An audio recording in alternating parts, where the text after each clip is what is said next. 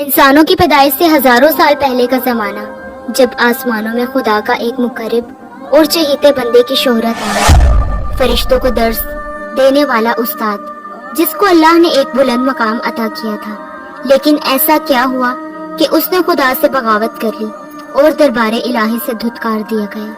حضرت آدم علیہ السلام کی پیدائش سے قبل آسمانوں پر دو قسم کی مخلوقات تھیں، ایک نوری اور دوسری ناری۔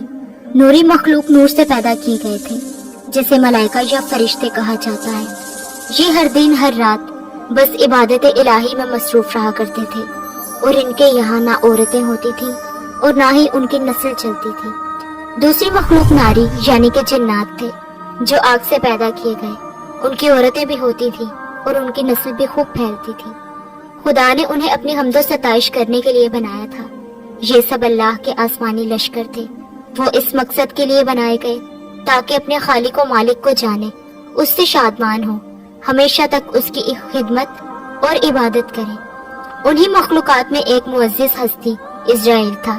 اسرائیل کا مطلب ہے خدا کا عزیز۔ اسے اللہ نے دہکتے ہوئے آگ کے شعلوں سے پیدا کیا تھا۔ حضرت آدم علیہ السلام کی پیدائش سے 144,000 سال پہلے سموم جنات کی پیدائش ہوئی۔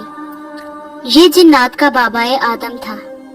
سموم جن کو زمین پر بھیج دیا گیا، جہاں 300 سال گزرنے کے بعد زمین پر اسے اپنی نسل کی جن مخالف ملی، جس سے اس نے شادی کر لی، اور وقت گزرنے کے ساتھ ساتھ کثیر تعداد میں اس کی اولادیں ہوئیں۔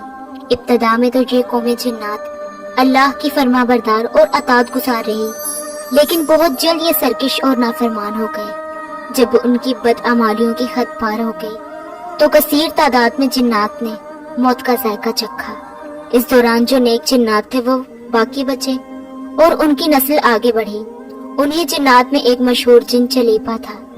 چلیپا نہایت ہی قد آور اور بہادر جن تھا۔ اس کی بیوی کا نام تبلیف تھا، جس کا چہرہ بھیڑیے کی مادہ کی طرح تھا۔ وہ اپنے شوہر ہی کی طرح دلیر اور طاقتور جن تھی۔ اس کی تمام قوم پر اس نے اپنی دھات بٹھا رکھی تھی، اور قوم کا بچہ بچہ چلیپا کا احترام کرتا تھا۔ ان کے یہاں ایک بچے کی پیدائش ہوئی جس کا نام اسرائیل تھا۔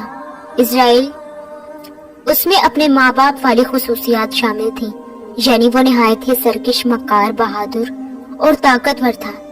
روایات کے مطابق قوم جنات کو دنیا میں بسایا گیا، اور یہ حضرت آدم علیہ السلام کی پیدائش سے 50,000 قبل کا زمانہ تھا۔ بہت جلد یہ جنات سرکش ہو گئے اور خدا کے نافرمان بن گئے۔ جب جھگڑے اور فساد سے زمین لرز اٹھی تو آسمان سے فرشتوں کو حکم دیا گیا۔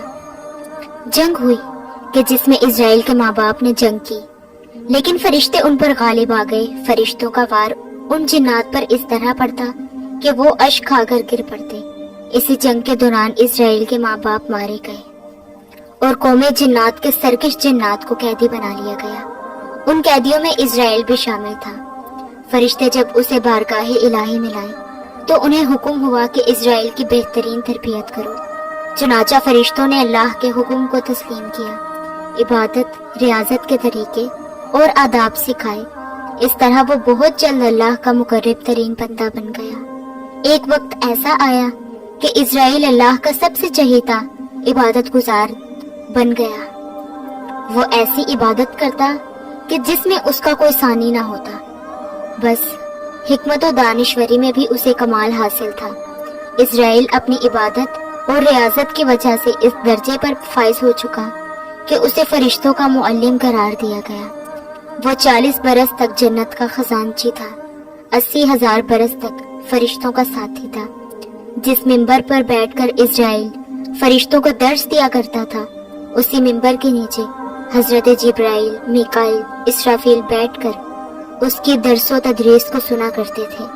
لیکن اللہ کو پتا تھا کہ یہ اصل میں لعین ہے اور ایک معین مدت کے بعد ذلیل و رسوا ہوگا۔ وہ اپنے انجام تک کفر کی حالت میں پہنچے گا۔ لہٰذا ایک روز اسرائیل نے لوح محفوظ کو دیکھا کہ اس میں ایک عبارت تحریر کی گئی ہے، جس کے الفاظ تھے کہ میں اللہ کی پناہ مانگتا ہوں شیطان مردود سے۔ اس عبارت کو پڑھتے ہی اسرائیل غالباً 2000 سال تک روتا رہا اور بارگاہ الہی میں حاضر ہو کر دریافت کرنے لگا کہ اے رب العزت، یہ شیطان مردود کون ہوگا جس سے پناہ مانگی جائے گی؟ اللہ نے عرض کیا کہ ہمارا ایک ایسا بندہ جسے ہر نعمت سے سرفراز کیا جائے گا، مگر ایک حکم نہ ماننے کی وجہ سے وہ مردود ہو جائے گا۔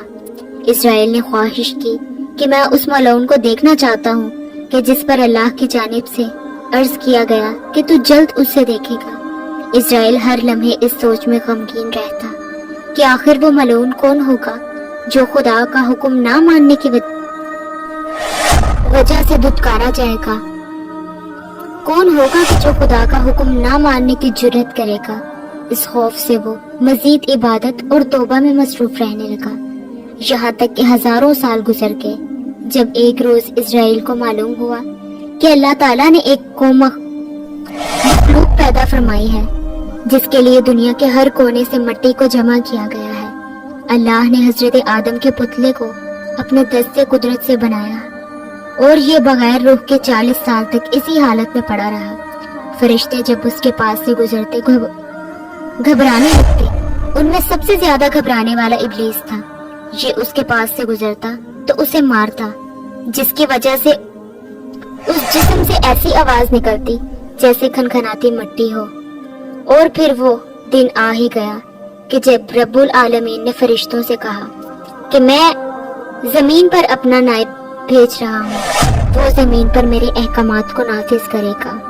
پھر اللہ نے حضرت آدم کو تمام چیزوں کے نام سکھائے۔